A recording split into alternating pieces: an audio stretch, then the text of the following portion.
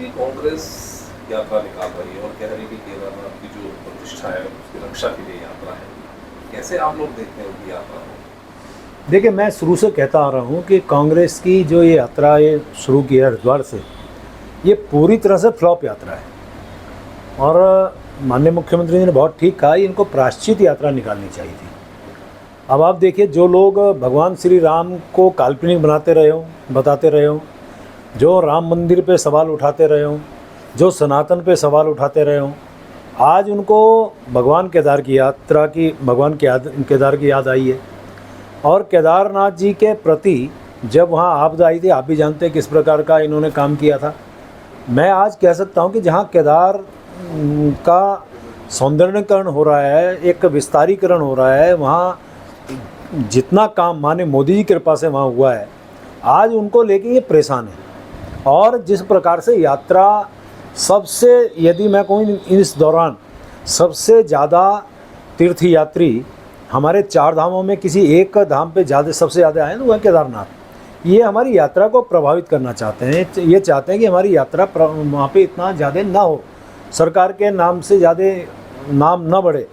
और दूसरा, केदारनाथ का चुनाव आ रहा है, ये केदारनाथ के चुनाव को दृष्टिगत ये यात्रा चला रहे हैं। फिर आप देखिए, पूरे यात्रा के दौरान मैं तो चैनल्स में ही देखता हूँ, कहीं 20-25 से ज़्यादा इनके लोग ही नहीं हैं। एक बार पहले भी कि हमारे माननीय करण महाराज साहब ने यात्रा निकाली, वो फ्लॉप यात्रा थी, ये फ्लॉप यात्रा है। और अब ये प्रपंच रच के इस यात्रा को प्रसिद्धि के लिए कुछ ना कुछ प्रपंच रचते जा रहे हैं। मुझे लगता है इनका जो आपसी द्वंद्व है उसको बैलेंस करने के लिए इन्होंने ये यात्रा निकाली है। लेकिन जनता इनके स्वांग को समझती है, इनके इस हथकंडे को समझती है, और निश्चित रूप से इनका जो ये कारनामा है या जिस प्रकार के दुष्प्रचार कर रहे हैं, भगवान केदार इनको तो माफ़ करने वाले हैं नहीं। लेकिन भाई जी चलो नमस्ते, ये तो मैं ले जाऊँ। एक सर, कल वाले उस पर बता दीजिए, कल आप आपदा प्रभावित क्षेत्रों का दौरा करके आए हैं, क्या अभी स्थिति है? देखिए, टिहरी जनपद के घनसाली विधानसभा क्षेत्र के कुछ गांव अतिवृष्टि से बहुत प्रभावित हुए हैं। जैसे तौली गांव, जहां पे हमारे एक ही मकान के अंदर माँ बेटी दब गई, जिनको सरकार की तरफ से राहत राशि दी गई, भवन क्षतिग्रस्त हुआ उसकी राशि दी गई, और उस परिवार को वहाँ से शिफ्ट किया गया।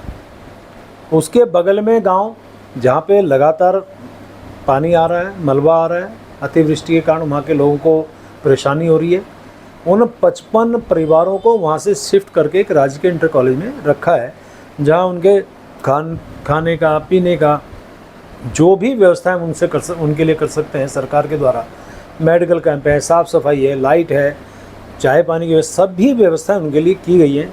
चूँकि आप जानते हैं मैं कल वहाँ गया था, और प्रभावितों से जब मैंने बात की, मुझे इस बात का संतोष है कि उन्होंने कहा है कि सरकार ने अच्छा इंतजाम किया है, प्रशासन ने अच्छा इंतजाम किया है। और आप देखिए, घटना के थोड़ी देर बाद प्रशासन वहाँ पहुँचता है, का मतलब प्रशासन जो हमारे माननीय मुख्यमंत्री जी के द्वारा निर्देश दिए गए थे कि मुस्तैद रहना है, तो उस मुस्तैदी से उसने काम किया। और फिर आप जाइए इधर बूढ़ा केदार, जहाँ पे नदी जो है उसने अपना प्रवाह बदला, जिसके कारण एक साइड जिस साइड पानी घुसा वहाँ बिल्कुल लोगों को परेशान किया। यानी कि नाके पे आज वो मकान आ गए हैं, बिल्कुल क्षति होने के जद में आज वो पहुँच गए हैं। वहाँ के लोगों की पीड़ा थी, मैं मानता हूँ। फिर उसके लिए हमने किया है कि हम बीच में चैनलाइजेशन करके और जेसीबी लगाई है, और फॉगलैंड भी वहाँ पहुँच रही है। मुझे लगता है वो व्यवस्थित हो जाएगा, तो फिर उसके आगे की चिंता करें। कुछ लोगों की वहाँ मांग है कि उनको विस्थापित किया जाए, कुछ लोगों की मांग है कि प्रोटेक्शन वाल वहाँ पे बने। तो हमने अपने माननीय विधायक जी को वहाँ पे इस बात के निर्णय के लिए वहाँ पे उनसे कहा है, एसडीएम से कहा है, जब वहाँ की स्थिति स्पष्ट होगी तो निश्चित रूप से इस पर हम काम करेंगे।